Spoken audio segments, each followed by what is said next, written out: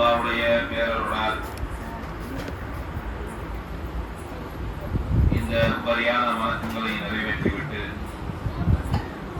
அல்லாஹ் சொல்லியிருக்கக்கூடிய மார்க்க சட்டங்களை நாம் தெரிந்து கொள்வதற்காக இந்த சிறிய உரை நிகழ்த்தப்படுகின்றது.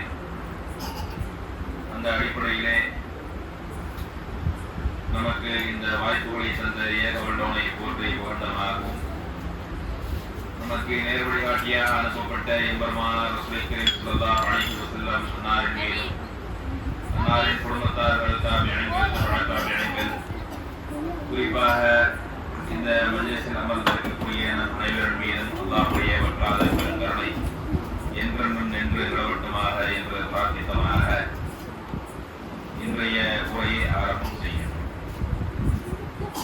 இன்றைய தினம் நாம் பார்க்க இருக்கக்கூடிய ஒரு விஷயம் என்னவென்று சொன்னால், பாபுல் இஅ்திகாஃப், இஅ்திகாஃபுடைய சிறப்புகள் என்கிற தலைப்பின் கீழாக சில விஷயங்களை நாம் அறிந்து கொள்ள இருக்கிறோம்.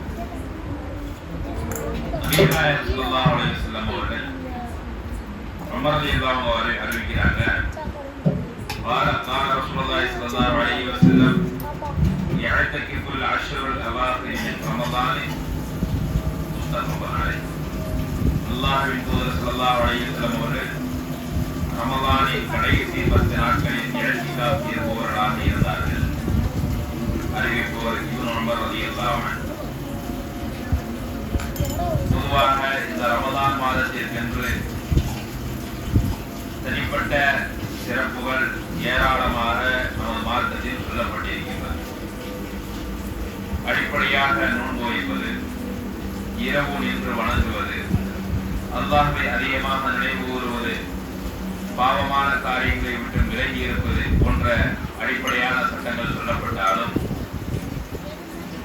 இந்த 20 நாட்கள் நாம் ஒரு மீடியமான ஒரு லெவலை நாம் கடந்துவிட்டு கடைசி 10 நாட்கள் மட்டும் கொஞ்சம் இன்னும் அதை அந்த அமல்களை அதிகப்படுத்த வேண்டும் என்று மார்க்கம் சொல்கின்றது. அதன் காரணமாகத்தான் நபிகள் நாயகம் ஸல்லல்லாஹு அலைஹி வஸல்லம் அவர்கள் கடைசி 10 நாட்களில் பள்ளிவாசலிலே தங்கி இஅ்திகாஃப் இருப்பவர்களாக இருந்தார்கள் என்று இப்னு உமர் ரலியல்லாஹு அன்ஹு அவங்க அறிவிக்கிறார்கள். இது யார் இஅ்திகாஃப் இருப்பார்கள், அல்லாஹ்வுடைய தூதர் மட்டும்தான் இருப்பார்களா என்று கேட்டால் ஆண்களும் இருக்கலாம், பெண்களும் இருக்கலாம். நபி ஸல்லல்லாஹு அலைஹி வஸல்லம் அவர்கள் மரணிக்கும் வரை ரமலானின் கடைசி 10 நாட்களில் இஅ்திகாஃப் இருந்தார்கள். அவர்களுக்கு பின் அவர்களது மனைவிமார்கள் இஅ்திகாஃப் இருந்தனர் என்று ஆயிஷா ரலியல்லாஹு அன்ஹா அவங்க அறிவிக்கிறாங்க. இது புகாரி, முஸ்லிம் போன்ற ஹதீஸ் கிதாபுகளிலே பதிவு செய்யப்பட்டு இருக்கிறது.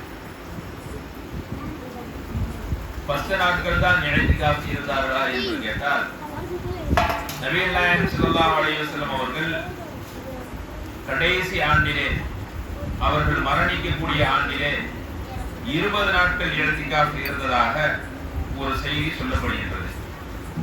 அதுவும் புகாரியிலே 2044வது ஹதீஸாக பதிவு செய்யப்பட்டிருக்கிறது. அபூ ஹுரைரா ரலியல்லாஹு அன்ஹு அவங்க அறிவிக்கிறாங்க, கான நபி ஸல்லல்லாஹு அலைஹி வஸல்லம் يعتكف في كل رمضان 10 أيام فلما كان العام الذي قبض فيه اعتكاف 20 يوما. நபி ஸல்லல்லாஹு அலைஹி வஸல்லம் அவர்கள் ஒவ்வொரு ரமலானிலும் கடைசி 10 நாட்களே இஅ்திகாஃப் இருப்பார்கள். ஆனால் அவர்கள் உயிர் கைப்பற்றப்பட்ட ஆண்டில் 20 நாட்கள் இஅ்திகாஃப் இருந்தார்கள் என்கிற இந்த செய்தி அபூ ஹுரைரா ரலியல்லாஹு அன்ஹு அவர்கள் அறிவிக்கிறார்கள். இது புகாரியிலே 2044வது ஹதீஸாக பதிவு செய்யப்பட்டிருக்கிறது. இந்த இஅ்திகாஃப் என்றால் என்ன என்று கேட்டால், நமது வெளிப்புற வேலைகளை எல்லாம் விட்டுவிட்டு முழுவதுமாக இபாதத்துகளில் ஈடுபட வேண்டும். பள்ளிவாசலில் தங்குவது, அங்கு தொழுகையில் ஈடுபடுவது, உபரியான வணக்கங்கள் ஈடுபடுவது, தஸ்பீஹ் செய்வது, திக்ர்கள் செய்வது, திருக்குர்ஆனை எடுத்து ஓதுவது, நபிமொழிகளை படிப்பது, அல்லது கூட்டாக சேர்ந்து திருக்குர்ஆனை ஓத கற்றுக் கொடுப்பது, அல்லது அல்லது திருக்குர்ஆனை ஓத கற்றுக்கொள்வது, நன்மையை ஏவுவது, தீமையை தடுப்பது, சிறிய பயான்களை நடத்துவது, இது போன்ற அமல்களை இந்த இஅ்திகாஃபின் மூலமாக அவர்கள் செய்வார்கள். அதுதான் இஅ்திகாஃப்னா என்ன அப்படின்னா, நீங்க பெரிய பாரதூரமான விஷயம் என்றால் நினைக்க தேவையில்லை. நமது முழுக்க முழுக்க நமது எண்ணங்கள் எல்லாம் மார்க்கத்தின் பால் இருக்கும், நன்மைகள் நல்ல அமல்களின் பால் நமது செயல்கள் எல்லாம் இருக்கும் என்பதுதான் இஅ்திகாஃப். சரி, எதனால் இந்த இஅ்திகாஃப் நபிகள் நாயகம் ஸல்லல்லாஹு அலைஹி வஸல்லம் அவர்கள் கடைசி 10 நாட்களில் இருந்தார்கள் என்று சொன்னால் அதற்கும் ஒரு காரணம் இருக்கின்றது. காரணம் என்னவென்று சொன்னால், இந்த கடைசி 10 நாட்களில் தான் மற்ற எந்த நாட்களிலும் இல்லாத சில சிறப்புகளை அல்லாஹ் ரப்பல் ஆலமீன் வழங்கி இருக்கின்றான். அதுதான் முக்கியமான ஒரு விஷயம், லைலத்துல் கத்ர் என்கிற அந்த இரவு. இந்த லைலத்துல் கத்ரை பற்றி திருக்குர்ஆனில் சொல்லும்போது அல்லாஹ் சொல்லி காட்டுகின்றான், இன்னா அன்ஸல்னாஹு ஃபீ லைலத்தில் கத்ர். நிச்சயமாக இந்த திருக்குர்ஆனை நாம் லைலத்துல் கத்ர் என்கிற அந்த இரவில் தான் இறக்கி வைத்தோம். லைலத்துல் கத்ரி கைரும் மின் அல்ஃபி ஷஹர். லைலத்துல் கத்ர் என்றால் என்ன என்று உமக்கு தெரியுமா என்று கேட்டுவிட்டு அல்லாஹ் சொல்லுகின்றான், கைரும் மின் அல்ஃபி ஷஹர், அது 1000 மாதங்களை விட சிறந்தது. தனஸ்ஸலுல் மலாயிகத்து வர்ரூஹு ஃபீஹா பிஇذن ரப்பிஹிம் மின் குல்லி அம்ரின். ஒவ்வொரு கட்டளைகளை கொண்டும் ஜிப்ரீல் அலைஹிஸ்ஸலாம் அவர்கள் அன்று இரவு வருவார்கள். அந்த லைலத்துல் கத்ர் இரவு எதுவரை என்று சொன்னால் ஃபஜ்ர் வரைக்கும், அதுதான் மக்ரிபிலிருந்து ஃபஜ்ர் வரைக்கும் லைலத்துல் கத்ர் இரவுதான் என்று திருக்குர்ஆன் நமக்கு பாடம் கற்பிக்கின்றது. அப்ப நாம் வரக்கூடிய இந்த கடைசி பத்திலே நாம் இப்பொழுது செய்யக்கூடிய அமல்களை விட இன்னும் அதிகமான அமல்களை நாம் செய்ய வேண்டும், இன்னும் வீரியமாக நமது அமல்களில் ஈடுபட வேண்டும். அப்பதான் ஆயிஷா ரலியல்லாஹு அன்ஹா அவங்க கேட்கிறாங்க, யா ரசூலல்லாஹ், லைலத்துல் கத்ர் இரவு என்றால் எப்பொழுது லைலத்துல் கத்ர் இரவு என்று கேட்கப்பட்ட பொழுது அதற்கு ரசூல் ஸல்லல்லாஹு அலைஹி வஸல்லம் சொன்னாங்க, லைலத்துல் கத்ர் இரவு எந்த இரவு என்று எனக்கு சொல்லப்பட்டது, அதை நான் மக்களுக்கு சொல்வதற்காக வெளியே வந்து கொண்டிருந்தேன். ஆனால் நீங்கள் ஏதோ ஒரு சமாச்சாரத்தில் சச்சரவு செய்து கொண்டிருந்தீர்கள், அதை பார்த்தவுடன் எனக்கு அது மறந்து விட்டது அல்லது எனக்கு மறக்கடிக்கப்பட்டு விட்டது. அதற்கப்புறம் எனக்கு இந்த நாளில் தான் என்று எனக்கு சொல்லப்படவில்லை என்று ரசூல் ஸல்லல்லாஹு அலைஹி வஸல்லம் சொல்லிட்டு சொல்றாங்க. ஆனால் ஒன்று மட்டும் நன்றாக தெரியும், ஏதோ ஒரு ஒற்றைப்படையான இரவில் தான் அது வருகின்றது. 21, 23, 25, 27, 29 இந்த ஒற்றைப்படையான இரவில் தான் இந்த லைலத்துல் கத்ர் வருவதாக ஜிப்ரீல் அலைஹிஸ்ஸலாம் சொன்னாங்க. எனவே இந்த ஒற்றைப்படையான இரவிலே நீங்கள் அந்த லைலத்துல் கத்ருடைய இரவை நீங்கள் அடைந்து கொள்ளுங்கள், தேடிக் கொள்ளுங்கள் என்று ரசூல் ஸல்லல்லாஹு அலைஹி வஸல்லம் நமக்கு சொல்றாங்க. அப்ப இன்னைக்கு நீங்க பார்க்கலாம், லைலத்துல் கத்ர் இரவுனா பொதுவாக எப்படி சொல்லப்பட்டிருக்கிற மார்க்கத்தில் 27ஆம் ரமதான் என்று சொல்லப்பட்டிருக்குது. அதற்கு எந்த விதமான ஆதாரமும் கிடையாது என்பதுதான் உண்மை. எனவே அந்த நாளில் மட்டும் குறிப்பாக லைலத்துல் கத்ர் இரவை தேடுவது, நாம் மீதி நாட்களில் அந்த உண்மையாக வரக்கூடிய அந்த லைலத்துல் கத்ருடைய இரவுடைய பாக்கியத்தை நாம் தவறு விடுவதற்கு நிறைய வாய்ப்புகள் இருக்குது. நீங்க சமுதாயத்தில் பார்க்கிறோம், நிறைய சுன்னத்துல் ஜமாத் பள்ளிவாசல்கள் என்ன செய்யறாங்க, லைலத்துல் கத்ர் இரவுக்கென்றே நிறைய என்ன செய்யறாங்க, அந்த 27ஆம் கிழமை அன்றைக்கு தான் இவர்களுக்கு அல்லாஹ்வுடைய பாருங்க எப்படி இந்த மார்க்கத்தை விளையாட்டாக நினைத்துக் கொண்டு இருக்கிறார்கள் என்று பாருங்க. அல்லாஹ்வுடைய தூதரே என்ன செஞ்சிட்டாங்க, சொல்லிட்டாங்க, எனக்கு எந்த இரவுன்னு தெரியலப்பா அப்படின்ட்டு. ஆனால் இவர்களாகவே என்ன செய்யறாங்க அப்படின்னா ஒரு இரவை தேர்ந்தெடுத்துக் கொண்டு அந்த இரவு தான் லைலத்துல் கத்ர் இரவு என்று இவர்கள் ஒரு இரவை லைலத்துல் கத்ர் என்று இவர்கள் அறிவிக்கிறார்கள் என்றால் இவர்களுக்கு அறிவித்தது யார்? அல்லாஹ் இவர்களுக்கு வஹி எதுவும் அறிவித்தானா அல்லது ரசூல் ஸல்லல்லாஹு அலைஹி வஸல்லம் அவர்கள் ஏதேனும் ஹதீஸ் கிதாபுகளில் அறிவித்தார்களா என்று கேட்டால் கிடையவே கிடையாது. அப்ப இதிலிருந்து நாம் என்ன விலகிக் கொள்ள வேண்டும் என்று சொன்னால், உண்மையாகவே லைலத்துல் கத்ருடைய இரவை நாம் அடைவதற்கு முயற்சி செய்ய வேண்டும் என்று சொன்னால் கடைசி ஒற்றைப்படையான இரவுகளில் நாம் அதை தேடிக்கொள்ள வேண்டும்.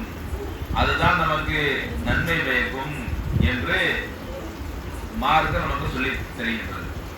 அப்பதான் ஆயிஷா ரலியல்லாஹு அன்ஹா கேட்கிறாங்க, லைலத்துல் கத்ருடைய இரவை நான் அடைந்து கொண்டால் அல்லாஹ்விடத்தில் நான் என்ன கேட்பது அப்படின்னு கேட்கிறேன். லைலத்துல் கத்ருடைய இரவை நான் அடைந்து விட்டால் அல்லாஹ்விடத்தில் நான் என்ன கேட்பது என்று கேட்கும்போது ரசூல் ஸல்லல்லாஹு அலைஹி வஸல்லம் சொன்னாங்க, நான் சொல்லக்கூடிய இந்த துஆவை நீ சொல்லிக்கொள். என்ன துஆ? அல்லாஹும்ம இன்னக அஃபூவுன் துஹிப்புல் அஃப்வ ஃபஅஃபு அன்னி. எவ்வளவு அருமையான துஆ பாருங்க. அல்லாஹும்ம, இறைவா, இன்னக நிச்சயமாக நீ அஃபூவுன் மன்னிக்கக்கூடியவன், துஹிப்புல் அஃப்வ மன்னிப்பதை விரும்பக்கூடியவன், ஃபஅஃபு அன்னி எனவே என்னை மன்னித்து விடு. அவ்வளவுதான். முழுக்க முழுக்க என்னதான் இது? மன்னித்து விடு, மன்னித்து விடு, மன்னித்து விடு. அல்லாஹ்விடத்தில் பாவ மன்னிப்பு தேடுவதுதான் இந்த லைலத்துல் கத்ருடைய இரவில் முக்கியமான ஒரு தாரக மந்திரமாக நமக்கு சொல்லப்பட்டிருக்கின்றது. எனவே நமது பாவங்களை எல்லாம் முழுவதுமாக நாம் கழித்து விட வேண்டும் என்று சொன்னார், முழுவதுமாக நாம் பரிசுத்தமடைய வேண்டும் என்று சொன்னார், நாம் நமது பாவங்களை எல்லாம் முழுமையாக கரைத்து விட வேண்டும் என்று சொன்னால் இந்த ஒரு அரிய வாய்ப்பை நாம் பயன்படுத்திக் கொள்ள வேண்டும். இப்படிப்பட்ட ஒரு பாக்கியத்தை நாம் தவறவிட்டு விடக்கூடாது என்று நாம் நியத்துகளை வைத்துக் கொள்ள வேண்டும். எனவே இந்த வரக்கூடிய இந்த லைலத்துல் கத்ருடைய இரவையும், ஒற்றைப்படையில் வரக்கூடிய லைலத்துல் கத்ருடைய இரவை நாம் அதிகமாக அடைந்து கொள்வதற்கு முயற்சி செய்ய வேண்டும். முடியாதவர்கள் வீட்டிலே இஅ்திகாஃப் இருந்து கொள்ளலாம். முடிந்தவர்கள் பள்ளிவாசலில் வசதி இருந்தால் பள்ளிவாசலில் அதற்குள்ள வசதிகள் செய்யப்பட்டிருந்தால் இஅ்திகாஃப் இருக்கலாம். பெண்களுக்கு என்று தனிப்பட்ட முறையில் இதுவரை எங்கும் வசதிகள் செய்து கொடுப்பதாக தெரியவில்லை. எனவே பெரும்பாலும் பெண்களாக இருந்தால் வீட்டில் வைத்துக் கொள்ளுங்கள், ஆண்களாக இருந்தால் பள்ளியில் வைத்துக் கொள்ளலாம். இதுதான் இஅ்திகாஃபுடைய சட்டங்கள். அல்லாஹ் ரப்பல் ஆலமீன் இந்த கடைசி பத்துடைய முழு நன்மைகளையும் நமக்கு தந்தருவானாக என்று கூறி இந்த சிறிய உரையை நிறைவு செய்கின்றேன். வாக்கல் ரஹ்மான் அல்ஹம்துலில்லாஹி ரப்பில் ஆலமீன்.